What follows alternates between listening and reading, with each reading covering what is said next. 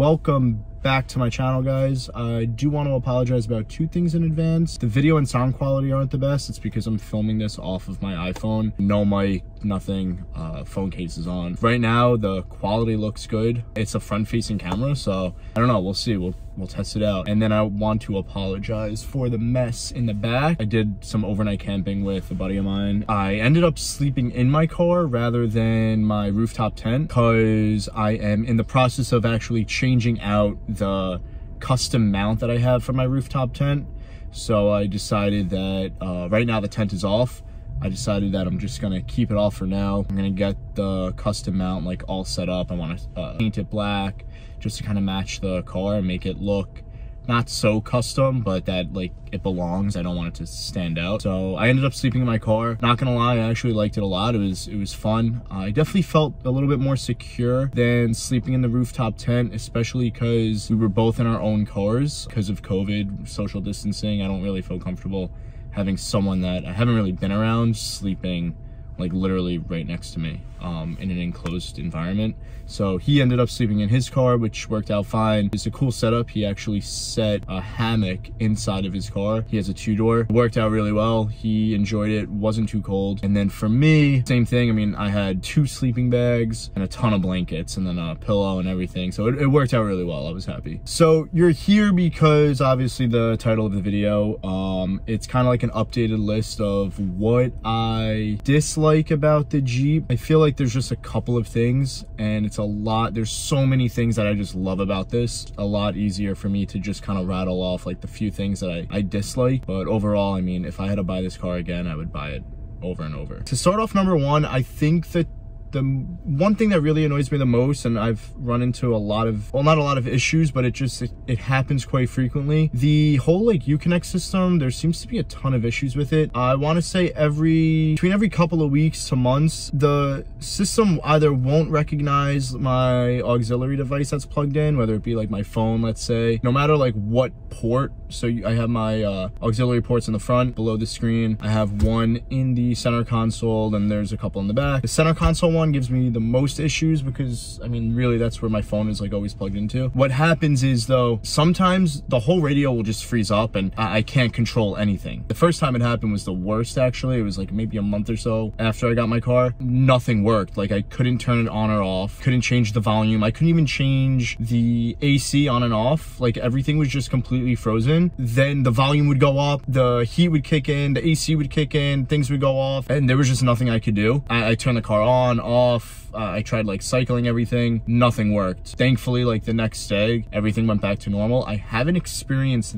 that again, but I do experience a lot of times the whole Uconnect system freezing up and me not being able to connect to my phone, play music from there. I always listen to satellite radio if I'm not connected to my phone. With the satellite radio, all the presets were getting messed up. So let's say I would click on like BPM and then the next station was chill or Utopia or classic vinyl. It was stuck on BPM, no sound was coming out, I couldn't adjust the volume. And if I was to click on another preset, it would just stick at BPM. And if I held it down, then it was changing all the presets to BPM. So that was really annoying. Again, turning the car on and off sometimes does the trick, sometimes it doesn't. It's annoying because you just don't know. And if I'm on like, let's say a long road trip by myself, even with someone else, I mean, it could get kind of annoying. You know, you're expecting to listen to music or, you know, you're just not in control. And then you kind of get worried like, geez, what happens?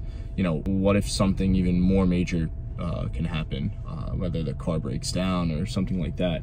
I haven't run into any major engine issues, anything like that. It's all been electrical issues when it comes to the Uconnect system. So I think Mopar, Chrysler, they really have to step up their game and figure out what's going on. I've done updates. I even checked with a buddy of mine to make sure like I have the latest firmware. We went into the Uconnect system because he works for Chrysler, so he kind of, you know, he knows how to get into the whole system and troubleshoot it. Honestly, it left him shocked. lock. I had asked him if he's seen this issue with any other cars that come in, and it's somewhat rare, but looking on the forums, I mean, there's plenty of people that have had the same issue, and there doesn't really seem to be any quote-unquote fix. That's really the biggest issue I've run into. The second issue was, and I got it fixed, but it didn't do anything. They swapped out the whole piece. The middle seat, the piece that comes down, like that you could use as an armrest, it has the cup holders in it. If you were to slam, like even not even slam on the brakes, but just apply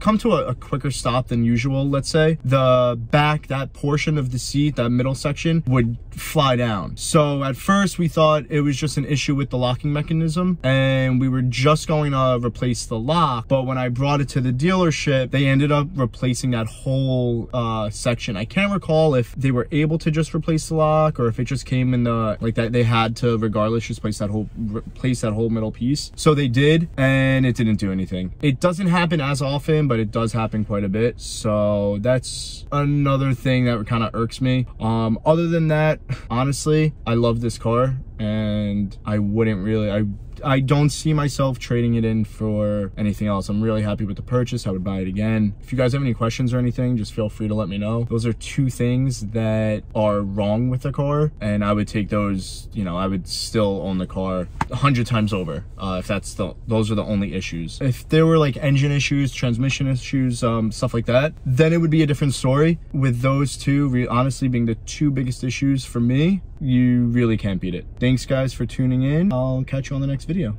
Peace.